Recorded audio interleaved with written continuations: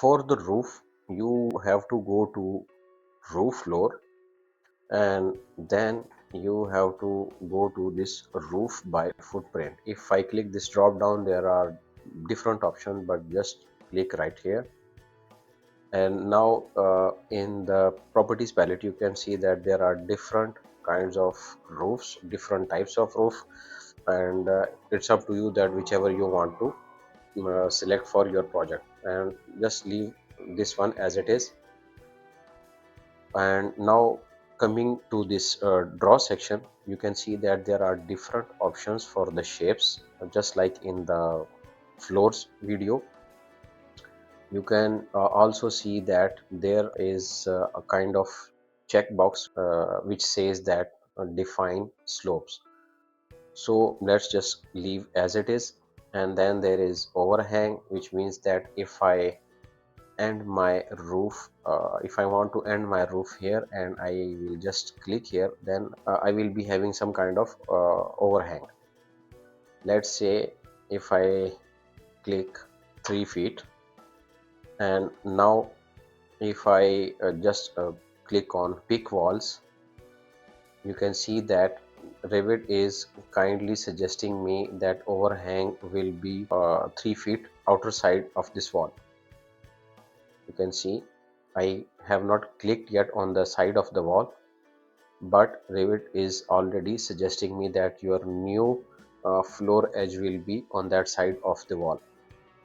So let's just say I will click on this face, and since that line has been appeared, you can also see that there is a slope attached to it, which is currently 0.75 or 9 inch by 12 inch. So just leave it as it is for now, and close this shape.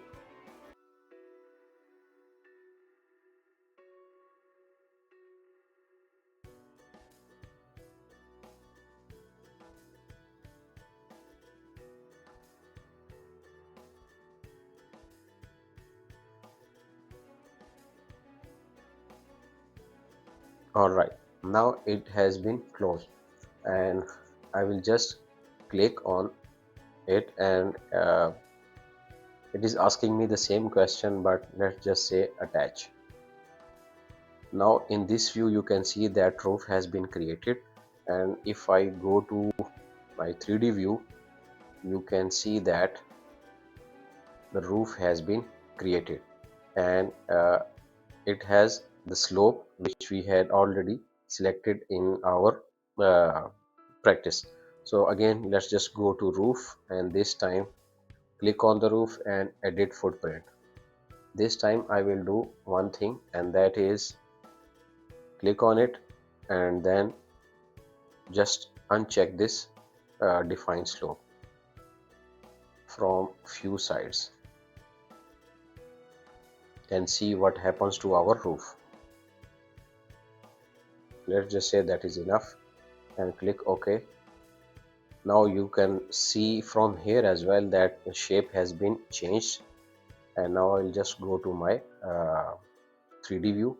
You can see that roof shape has been changed. So it's totally up to you which side of the roof do you want to have some slope edges or not. And let's say if I want to have a completely flat roof, then let's just edit it and select the remaining edges and just uncheck this define slope. So in this case I will just click on it, and it is showing me some error, but let's just say unjoin it.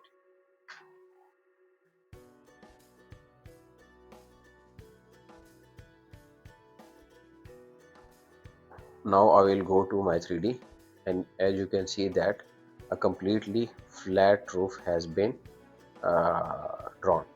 So that's how you can draw a roof.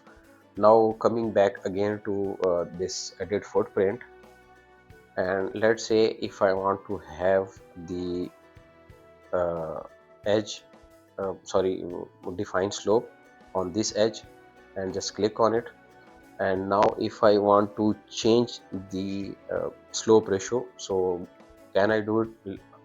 Let's just check. Let's say I want to change the slope to 6 by 12.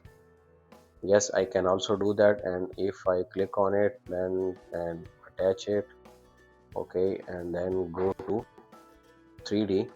Obviously the roof is not what I have wanted, but the experiment is that Revit allows you to change the roof slopes as well. So let's just again go to change roof, and this time select these other sides as well.